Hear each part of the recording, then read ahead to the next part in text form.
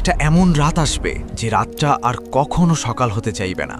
মানুষ ঘুমিয়ে পড়বে, বারবার ঘুম ভাঙবে, কিন্তু সূর্য আর উদয় হবে না। তখন বুঝতে হবে মহাপ্রলয়ের ঘণ্টা বেজে গেছে। পশু পাখিরা অস্থির হয়ে তাদের আশ্রয়ের দিকে দৌড়াবে, পৃথিবী কাঁপতে শুরু করবে।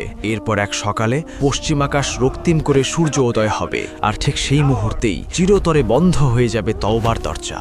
মানুষ তখন বুক চাপড়ে আল্লাহর কাছে ক্ষমা চাইবে, কিন্তু সেদিন আল্লাহ আর কারো দিকে দয়ার নজরে তাকাবেন না।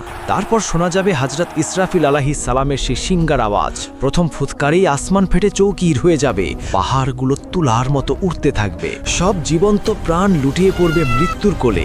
1000 বছর পর দ্বিতীয় ফুৎকারে সব মানুষ আবার জীবিত হবে।